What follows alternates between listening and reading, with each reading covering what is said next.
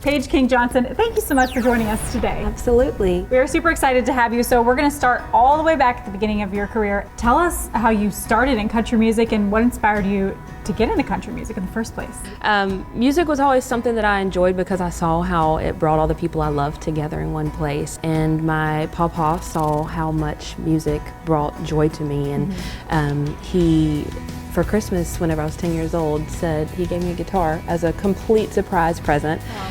And was like, here kids, see what this thing can do for you. And he endured a lot of really off-key notes and bad timing and all the things, but really enjoyed that and encouraged me to start taking lessons and kind of see where it would go. And just a few months after that, he ended up passing away. And so he was that was really when I started putting my head down and taking music seriously and just never looked back after that. I bet he's looking down proud.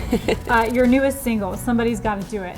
It's kind of a love song. So when you write something like that, is somebody you? It is, yeah. Okay. The inspo was definitely from my husband. Yes. And we've been together now for over 7 years. And once you get to somewhere like that with a person, you know, you get out of the lovey-dovey stuff, and obviously that's still there, but you get into the fun and just being able to kid with each other. And I think that's definitely where the inspiration from Somebody's Gotta Do It comes from. All right, your lyrics, they paint such an evocative picture of life. You can really see what you're describing. So where does this storytelling come from? Is it your own life that you're pulling from? A mix of everything. I was raised on a lot of classic country music in the Loretta vein, and you know, that kind of music was 3 chords and the truth, and that's what it was known for. And so you know, I grew up listening to all those story songs and hearing how real and raw and just honest that they were. And at the end of the day, stuff that I release, it has to be me authentically, you know, to have my name put on it. We want to talk about going back to your first single, Watered Down the Whiskey, which we know you're married now, but that was a breakup song. So was that based on a personal story? You know who you are. You know who you are. Yeah, I mean, we've all had bad stories, Yeah. right? Bad relationships, and songwriting is always kind of a mix of bringing yourself into it, but also being able to keep a little bit of your privacy in your own life too. So there's a lot of, you know, fun in making up stories too. There was definitely like some burned bridges that I pulled from in the past, but Especially when they hear the song. right, yeah, like you know who you are. Yes.